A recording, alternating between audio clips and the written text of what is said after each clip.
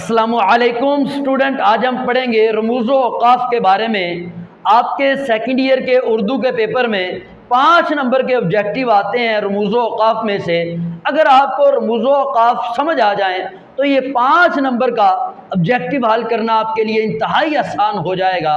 Student, رموز رمز کی جمع ہے جس کا مطلب ہوتا ہے اشارہ، علامت، اور اوقاف وقف کی جمع ہے جس کا مطلب ہوتا ہے ٹھہر جانا، رک جانا۔ رموز و اوقاف کا مطلب ہوتا ہے وہ علامتیں جو وقف کے لیے، ٹھہراؤ کے لیے استعمال ہوتی ہیں کسی بھی عبارت میں، اس کو رموز و اوقاف کہتے ہیں۔ تو رموز و اوقاف میں سب سے پہلی جو علامت ہے وہ ہے سکتہ، جس کو وقف خفیف بھی کہتے ہیں، انگریزی میں اس کو کاما کہتے ہیں۔ تو یہ سب سے مختصر، سب سے تھوڑے ٹھہراؤ کے لیے اس علامت کا استعمال کیا جاتا ہے۔ جیسا کہ کہا جائے ابو بکر، عمر، عثمان اور علی آئے۔ جب آپ نے کہا ابو بکر تو اس کے بعد آپ سکتہ کا استعمال کریں گے، کاما کا استعمال کریں گے، پھر عمر کے بعد بھی آپ سکتہ کا استعمال کریں گے۔ تو اسی طرح ایک اور مثال سمجھیے، آپ کہتے ہیں کراچی، لاہور، پشاور اور ملتان جو ہیں یہ پاکستان کے شہر ہیں۔ آپ نے کہا کراچی، پشاور اور لاہور، تو جب آپ نے کراچی کہا تو اس کے بعد کاما لگے گا، اس کے بعد آپ نے پشاور کہا اس کے بعد کاما لگے گا، لاہور اور ملتان پاکستان کے شہر ہیں۔ تو اس طرح جو کاما ہے یہ سب سے مختصر ٹھہراؤ کے لیے اس علامت کا استعمال کیا جاتا ہے۔ دوسرے نمبر پر ہے وقف، اس کو انگریزی میں سیمی کالن بھی کہتے ہیں۔ تو وقف جو ہے اس میں سکتہ سے کچھ زیادہ ٹھہراؤ ہوتا ہے۔ تو وقف کا اس وقت استعمال ہوتا ہے جب کوئی طویل جملہ ہے، آپ اس کے جو اجزاء ہیں طویل جملے کے، اس کے درمیان رابطہ قائم کرنا چاہتے ہیں اور ان اجزاء پر آپ زور دینا چاہتے ہیں۔ جیسا کہ جملہ ہے جیسا کرو گے ویسا بھرو گے۔ اب دیکھو ایک لمبا جملہ تھا، جیسا کرو گے ویسا بھرو گے، اس کے 2 جز تھے، جیسا کرو گے ویسا بھرو گے۔ اب ان اجزاء کے درمیان رابطہ قائم کرنے کے لیے ان اجزاء کے درمیان آپ نے وقفہ کی علامت استعمال کی، اور آپ زور بھی دے رہے ہیں اس کے دونوں اجزاء پر، جیسا کرو گے ویسا بھرو گے، تو اس کے لیے آپ نے وقفہ کا استعمال کیا۔ اسی طرح آپ ایک اور جملہ ہے کہ لاہور پنجاب کا، جو کراچی سندھ کا، اور جو ہے پشاور KPK کا، اور کوئٹہ جو ہے وہ بلوچستان کا دارالخلافہ ہے۔ تو اب جب آپ نے کہا کہ لاہور پنجاب کا اور کراچی سندھ کا، تو اس کے درمیان آپ نے کیا استعمال کیا؟ وقفہ کی علامت، کیونکہ آپ جو اجزاء تھے ان کے درمیان رابطہ قائم کر رہے تھے اور اجزاء پر زور بھی دے رہے تھے۔ تو اس کے لیے آپ کو کون سی علامت استعمال کرنا ہوگی؟ وقفہ کی۔ تیسری جو علامت ہے وہ ہے رابطہ، جس کو انگریزی میں کالن کہتے ہیں۔ تو اس کے اندر جو وقفہ ہوتا ہے، ٹھہراؤ ہوتا ہے، وہ سکتہ سے بھی اور وقفہ سے بھی زیادہ ہوتا ہے۔ اس میں وقفہ سے بھی زیادہ جب ٹھہراؤ کرنا ہوتا ہے تو آپ رابطہ کی علامت استعمال کرتے ہیں۔ تو رابطہ کی علامت اس وقت استعمال ہوتی ہے جب آپ کسی جملے کی وضاحت کر رہے ہیں یا آپ کسی کا قول نقل کر رہے ہیں۔ جملہ کی وضاحت کر رہے ہیں تو اس کی مثال سمجھیے، یہ سچ ہے، اتفاق میں برکت ہے۔ جب آپ نے کہا یہ سچ ہے، اب اس بات کی آپ کو وضاحت کرنا تھی، کون سا بھائی سچ ہے؟ اتفاق میں برکت ہے۔ جب آپ نے یہ جملہ بولا یہ سچ ہے، اس کے بعد آپ کو رابطہ استعمال کرنا ہوگا، کیونکہ آگے آپ اس کی وضاحت کر رہے ہیں کہ اتفاق میں برکت ہے، یا آپ کسی کا قول نقل کر رہے ہیں۔ آپ صلی اللہ علیہ وسلم نے فرمایا کہ نماز مومن کی معراج ہے۔ جب آپ نے یہ بات ذکر کی، آپ صلی اللہ علیہ وسلم نے فرمایا، تو یہاں پر آپ رابطہ استعمال کریں گے، آگے آپ قول ذکر کر دیں گے کہ نماز مومن کی معراج ہے۔ اور چوتھی جو رموز و اوقاف کی علامت ہے وہ ہے تفصیلیہ، جس میں کالن اینڈ ڈیش، انگریزی میں یہ دونوں مطلب کالن بھی ہوتا ہے اور ڈیش بھی ہوتی ہے۔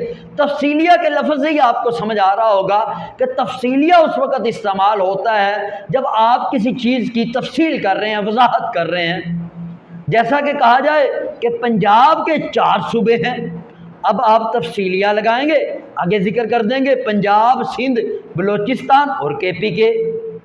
تو جب تفصیلیہ کی علامت استعمال کی جاتی ہے عام طور پر اس سے پہلے حسب ذیل یا درجہ ذیل کے الفاظ بھی آتے ہیں۔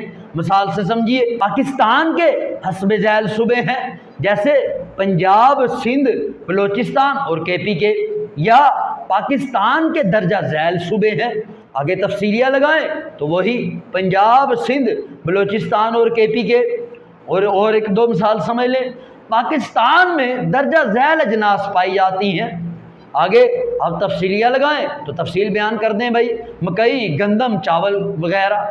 تو تفصیلیہ کب آتا ہے؟ جب آپ نے کسی چیز کی تفصیل کرنی ہوتی ہے، وضاحت کرنی ہوتی ہے، وضاحت سے پہلے آتا ہے۔ جیسا میں نے کہا کہ پاکستان کے 4 صوبے ہیں تو اس کے بعد آپ نے وضاحت کرنی تھی پنجاب، سندھ، بلوچستان اور KP کے، لیکن وضاحت سے پہلے آپ نے تفصیلیہ کا استعمال کر لیا۔ جس طرح آپ پیپر میں لکھ رہے ہوتے ہیں تشریح، تو تشریح کے بعد آپ نے تشریح کرنی ہوتی ہے، یعنی کہ وضاحت کرنا ہوتی ہے۔ اب تشریح کی ہیڈنگ دیتے ہیں، آگے آپ تفصیلیہ لگا دیتے ہیں۔ اسی طرح آپ لکھتے ہیں سیاق و سباق، اس کے بعد آپ نے سیاق و سباق لکھنا ہوتا ہے، گویا کہ آپ نے تفصیل کرنا ہوتی ہے، وضاحت کرنا ہوتی ہے۔ تو آپ نے جب ہیڈنگ لکھی سیاق و سباق، اس کے بعد آپ کو تفصیلیہ لکھنا ہوگا۔ 5ویں علامت جو آپ کو رموز و اوقاف میں سے استعمال کرنا ہوتی ہے وہ ہے سوالیہ یا استفہامیہ۔ وہ بہت آسان علامت ہے۔ جب آپ کوئی سوال کرتے ہیں، پوچھتے ہیں کیا کھانا کھا لیا، تو آپ کیا آئے گا؟ سوالیہ آئے گا، جس کو آپ کویسچن مارک کہتے ہیں۔ آپ کیسے ہو، اس کے بعد کیا لگے گا؟ سوالیہ استفہامیہ لگے گا۔ 6ٹھی علامت جو رموز و اوقاف میں سے ہے وہ ہے ختمہ، جس کو انگریزی میں فل سٹاپ کہتے ہیں۔ جب آپ نے کسی بات کا اینڈ کرنا ہوتا ہے، جملہ مکمل ہو جاتا ہے، میں الحمدللہ صحت مند ہوں، تو کیا لگے گا؟ ختمہ لگے گا۔ وہ تمام لوگ بہت زبردست زندگی گزار رہے ہیں، تو کیا لگے گا؟ ختمہ لگے گا۔ جب بھی آپ بات کو مکمل کرتے ہیں، جملے کو مکمل کرتے ہیں، تو کیا لگتا ہے؟ ختمہ لگتا ہے۔ یا انگریزی مخففات کے درمیان بھی ختمے کا استعمال ہوتا ہے، جیسا کہ FSC کو جب آپ لکھیں گے اردو میں تو کیا لکھیں گے؟ ایف کے بعد آپ کیا لگائیں گے؟ ختمہ لگائیں گے۔ S کے بعد ختمہ، پھر C لگا دیں گے۔ یا MBBS، M کے بعد بھی، B کے بعد، پھر دوسرے B کے بعد بھی آپ ختمہ لگائیں گے۔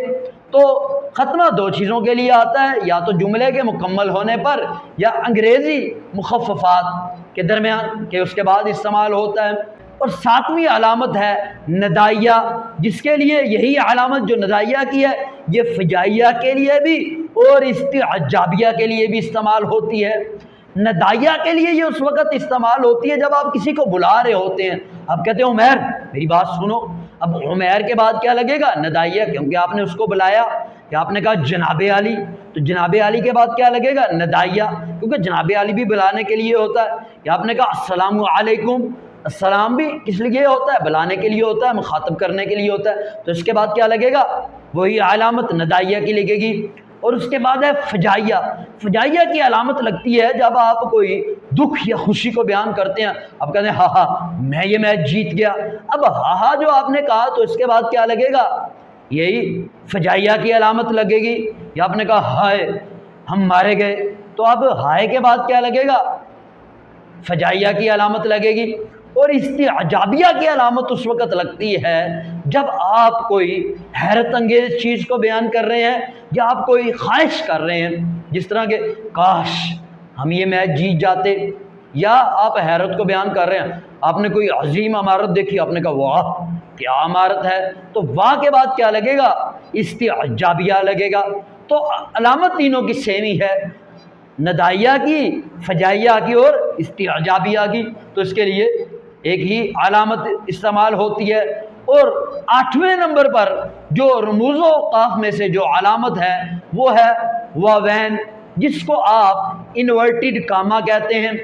جب آپ کوئی قول، کوئی حدیث، کوئی آیت یا کوئی عبارت کو ہو بہو ذکر کر رہے ہوں تو اس وقت آپ کو واوین لگانی ہوتی ہے، اس وقت آپ کو انورٹڈ کاما لگانے ہوتے ہیں۔ جیسا کہ آپ کہتے ہیں آپ صلی اللہ علیہ وسلم نے فرمایا کہ نماز مومن کی معراج ہے، تو اب جب آپ نے کہا نماز مومن کی معراج ہے تو اس کے گرد انورٹڈ کاما لگائیں گے، واوین لگائیں گے۔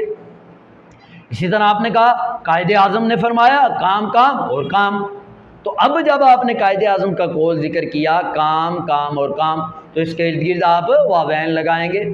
تو 9ویں علامت جو رموز و اوقاف میں سے ہے وہ ہے قوسین۔ قوسین کو بریکٹ کہتے ہیں انگریزی میں۔ تو قوسین کی علامت اس وقت استعمال ہوتی ہے جب عبارت میں یا کسی بڑے جملے میں جملہ معترضہ آ جائے، کسی عبارت میں کوئی جملہ معترضہ آ جائے۔ جملہ معترضہ وہ جملہ ہوتا ہے جس کا اصل عبارت سے، اصل جملے سے کوئی تعلق نہیں ہوتا، لیکن وہ اصل جملے کی وضاحت کر رہا ہوتا ہے۔ مثال سے سمجھیے، میں کہتا ہوں کہ آپ کا بیٹا بہت لائق ہے، اب یہ اصل جملہ تھا، لیکن جب میں نے کہا آپ کا بیٹا، بیٹے کے بعد میں نے قوسین لگا دی اور میں نے لکھ دیا عمیر، تو کیا مطلب بنا بھی؟ آپ کا بیٹا عمیر بہت لائق ہے۔ اب اگر عمیر آپ نام بھی لکھتے تو جملہ مکمل تھا کہ آپ کا بیٹا بہت لائق ہے، لیکن جب میں نے عمیر لکھا تو عمیر کیا ہوگا؟ جملہ معترضہ ہوگا، اس کا اصل جملے سے تو کوئی تعلق نہیں، لیکن اصل جملے کی وضاحت کر رہا ہے۔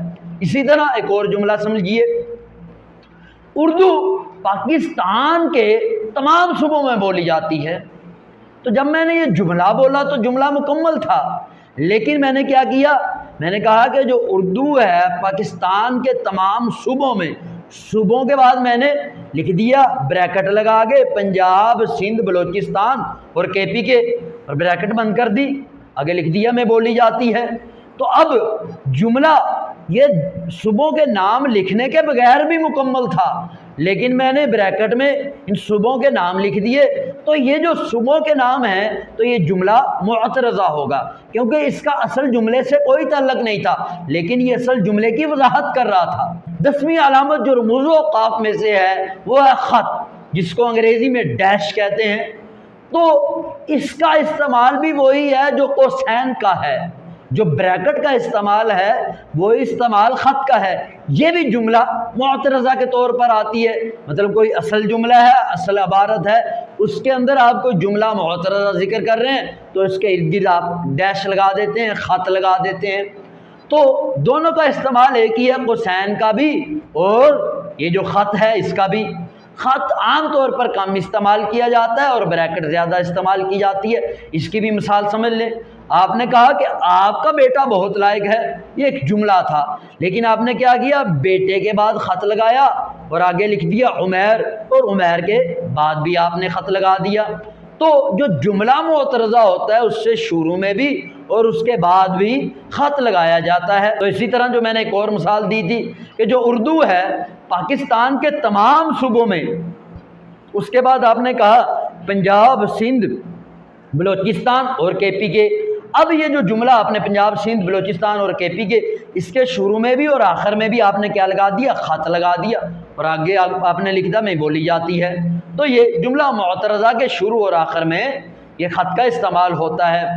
اور 11ویں جو رموز و اوقاف میں سے علامت ہے وہ ہے حذف۔ حذف کا استعمال اس وقت ہوتا ہے جب آپ شعر میں سے، عبارت میں سے یا کسی بھی اقتباس میں سے آپ اگلا حصہ حذف کر دیتے ہیں، اس سوچ کے ساتھ کہ جو پڑھنے والا ہے اس کو خود بخود ہی سمجھ آ جائے گا۔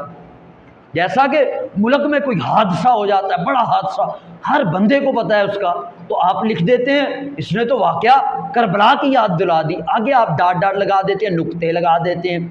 تو جب بھی کوئی قاری پڑھے گا، پڑھنے والا پڑھے گا، اس کو سمجھ آ جائے گا کہ یہ آج کے واقعے کا ذکر کر رہا ہے۔ جس طرح کہ آپ پیپر میں لکھ رہے ہوتے ہیں نام، نون الف نام، میم ساکن نام، آگے آپ ڈاٹ ڈاٹ لگا دیتے ہیں کیونکہ پیپر میں نام لکھنے کی اجازت نہیں ہوتی، تو جو پڑھنے والا ہے، پیپر چیک کرنے والا ہے، اس کو پتہ ہے اس نے ڈاٹ ڈاٹ کی جگہ کیا لکھنا تھا، اپنا نام لکھنا تھا۔ تو اسی طرح آپ نے لکھا والد کا نام، آگے ڈاٹ ڈاٹ لگا دیے، تو پڑھنے والے کو سمجھ آ گئی بھائی یہ جو ڈاٹ ڈاٹ لگائے ہیں، یہ جو نقطے لگائے ہیں، یہاں پر اس نے اپنے والد کا نام لکھنا تھا۔ تو حذف کی علامت اس وقت استعمال ہوتی ہے جبکہ آپ کوئی حصہ جملے کا حذف کر دیتے ہیں اس سوچ کے ساتھ کہ پڑھنے والے کو اس کا علم ہے۔ یقیناً آپ کو آج کے لیکچر سے رموز و اوقاف مکمل طور پر سمجھ آ گئے ہوں گے، لیکن پھر بھی اگر کوئی تشنگی باقی ہے تو نیچے کمنٹس کریں، میں انشاءاللہ اس پہ نیکسٹ ویڈیو بناؤں گا۔ ویڈیو سننے کا بہت شکریہ، اپنا بہت سا خیال رکھیں، اللہ حافظ۔